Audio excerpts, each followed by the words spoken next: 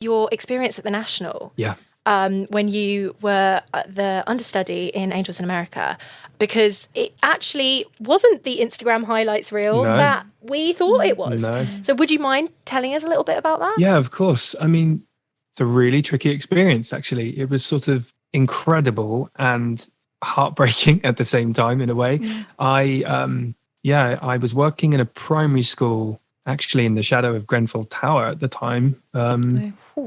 In Latimer Road, and I'd been there for months. I was only meant to be there for like a month, and it just kind of rolled on. And I think I'd worked in about 20 different primary schools across Greater London at this point. I was exhausted. I was doing a lot of photocopying, and was a little bit, bit down at the time. And then I had this opportunity came through from my agent at the time, who said, "I don't know if you're going to be interested, but there's a role that's come up, an understudy role that's come up at the National Theatre, Angels in America. I think it'd be great. They're very keen to see you for it." So I was like thrilled, as you can imagine. I mean, and you know, as a queer actor as well, Angels in America is just iconic, huge. isn't it? It's a huge opportunity.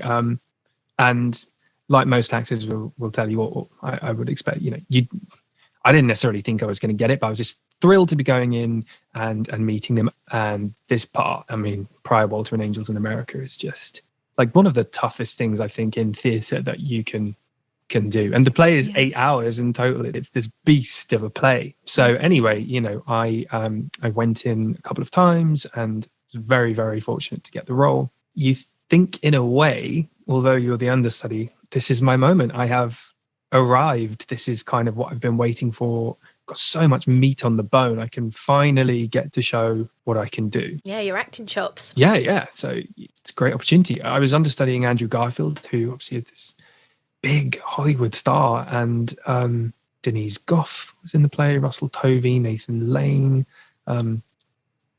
just some wonderful people. And it was pretty intimidating, but I was like, don't mess this up.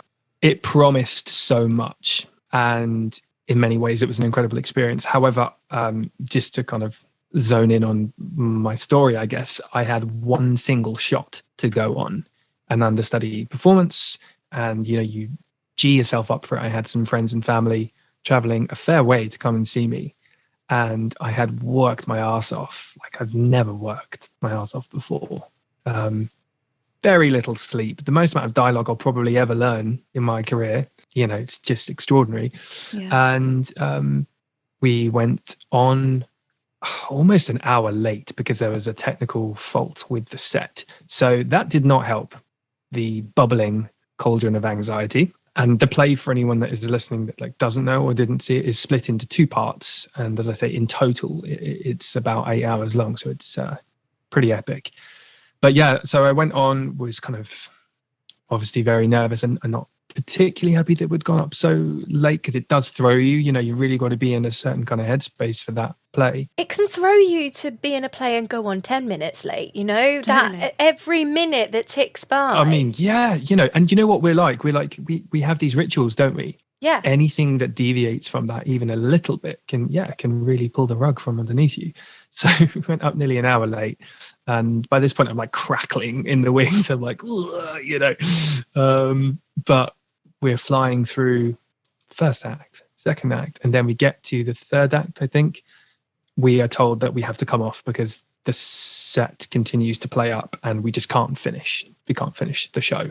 And my sort of like big kind of climactic moment is at the end of part 1 when the angel flies down and we start talking. There's all these like cool, like almost like special magic theater effects, and it's just like the coolest part of that first part of the play. So I came off and I was just devastated. People had come a long way to see that, and it was really hard. And then I didn't get to do part 2. I didn't get to do Perestroika, and that was my favorite part as well. Like that's kind of like a really special play, and you know, I was holding it all in my body and obviously in the front of my head, and I felt like I never really got to like say it. I never really got to do it. I never got to kind of expel that, if that makes sense. Right, absolutely. And so I had a really tough time after that because I still had quite a bit of the run to go. And actually, interestingly, I think it was like a couple of weeks later that I got a call from our stage manager saying, or company manager, saying, yeah, you might have to go on. We're not sure how Andrew's doing this morning. He's maybe not feeling well. And I didn't go on in the end, but my God, the anxiety, I was living in Brixton at the time in a little flat. And I just remember waking up to that phone call and just being like filled with dread. But then also like excited because I'm like, okay, maybe I get to kind of do the thing, remedy the situation. And it didn't happen. And then unfortunately I didn't for the rest of the run get to go on. And actually Andrew very sweetly after my understudy show that I did do, or some of it, came up and gave me a big hug and said, I'm really sorry, that's just so shit. And of course, he can't help it that he's really healthy, and I wouldn't wish ill on anyone. Yeah, right. You're not going to all about Eve him, are you? Yeah, nah, right. It's kind of like, it's like pay someone to put a hex on him. Or like, right. So, and also, to be completely honest with you, we didn't have a great deal to do with each other because it's such an intense role. You really have to be in a headspace for it. And sometimes I would shadow rehearsals with him, but a lot of the time we were kind of kept separate, which may have been a deliberate choice, just because it's a tough role, and you don't really want to pick up on what someone else is doing.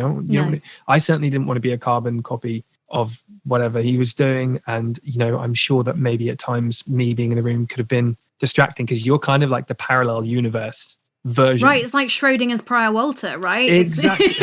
It's exactly that. Yes, stick that on a t-shirt. Nice work, Roz. Thanks. But no, it's exactly that. So all of the understudies are different flavors and have in their own right earned their place there. And it was so cool to be with the other understudies and see how they were kind of working differently and their different sort of artistic choices. But yeah, look, it was a really hard one, and it took a long time. I'm not gonna lie, it took a long time for me to feel okay about it. And now I look back and I'm like, wow, I'm so much more robust as an actor, and I've got thicker skin, and I learned like a ton of technical stuff on that show. And first of all, just kind of prove to myself that I can step up to bat and like do it. When I was rehearsing, I was like, I don't think I can do this. I don't actually think I can remember this many lines. Right. So to get to a place where I'm now like, that was really valuable. And I the pain that I also felt on that production is now, I don't want to say justified, but I understand. Yeah.